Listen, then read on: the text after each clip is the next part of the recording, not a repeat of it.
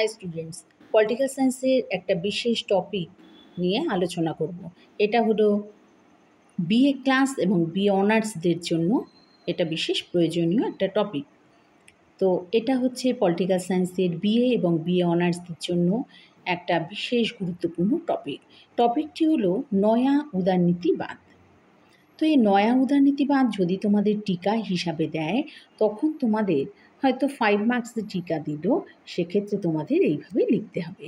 তো নয়া উদারনীতিবাদ এই সম্পর্কে বলি যে দ্বিতীয় বিশ্বযুদ্ধের পর অর্থাৎ দ্বিতীয় বিশ্বযুদ্ধোত্তর পর্বে 20 শতকের 7-এর দশকে এই নয়া উদারনীতিবাদের সূচনা ঘটে।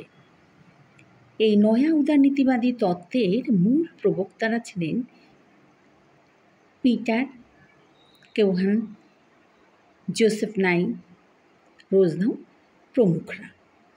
তো এই যে নয়া উদারনীতিবাদী তত্ত্বের প্রবক্তা, এই প্রবক্তাদের তোমরা 2-1 জনের নাম দিলেই মোটামুটি হবে। আচ্ছা, এবারে বলি যে এদের যে এই যে নয়া উদারনীতিবাদ তত্ত্ব, এই সম্পর্কে একটু বলি। প্রথম আলোচনা করি যে বিশ্বায়ন ও নয়া বিশ্ব ব্যবস্থা।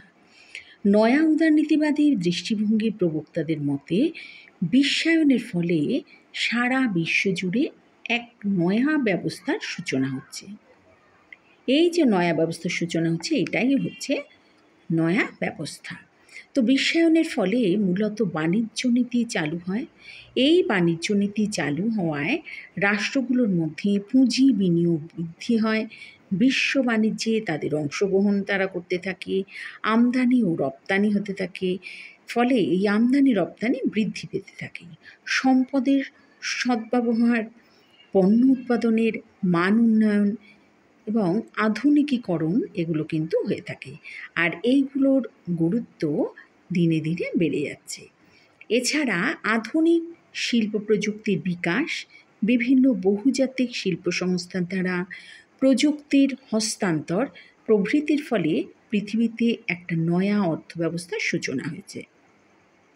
তাই নয়া উদারনীতিবাদী তাত্ত্বিকদের মতে বিশ্বায়ন প্রক্রিয়া বিশ্বের অনেক অনুন্নত রাষ্ট্রকে অর্থনৈতিক উন্নতি অর্জন করতে সহায়তা করেছে। বিশ্বব্যাংক ও আন্তর্জাতিক অর্থভাণ্ডারের সহায়তায় উন্নয়নশীল দেশগুলোর আর্থিক ঋণ এবং সেটা সাহায্যের ব্যবস্থাও তারা করেছে। এর ফলে এই দেশগুলোর সামাজিক রাজনৈতিক উন্নয়ন ঘটবে এবং বিশ্বায়ন প্রক্রিয়ার মাধ্যমে বিভিন্ন জাতি রাষ্ট্রের মধ্যে সহযোগিতা ও পারস্পরিক নির্ভরশীলতা এটা কিন্তু অর্জন করা সম্ভব হবে। তাই এইভাবেই তোমরা এটাকে লিখে দেবে, নয়া উদারনীতিবাদী তত্ত্ব। আর মূল্যায়ন হিসেবে বলি যে নয়া উদারনীতিবাদী তাত্ত্বিকরা বিভিন্ন রাষ্ট্রের মধ্যে পারস্পরিক নির্ভরশীলতার কথা কিন্তু বলেছে, কিন্তু বাস্তবে বিভিন্ন রাষ্ট্রের সামর্থ্য ও শক্তির মধ্যে বিস্তর ব্যবধান। তাই এই বিস্তর ব্যবধান থাকার ফলে উন্নত ও অনুন্নত রাষ্ট্রের মধ্যেকার প্রভুত্ব ও অধীনতার সম্পর্ক কিন্তু কখনোই নষ্ট হয়ে যায় না। এই হলো আজকের এই নয়া উদারনীতিবাদী তত্ত্ব। এইভাবেই তোমরা লিখে দেবে। আর এছাড়া এটাকে একটু বড় করেও নিতে পারো, তোমরা তোমাদের মতোও লিখতে পারো। তাই এটা হলো পলিটিক্যাল সায়েন্সের একটা বিশেষ টপিক বিএ এবং বিএ অনার্সদের জন্য।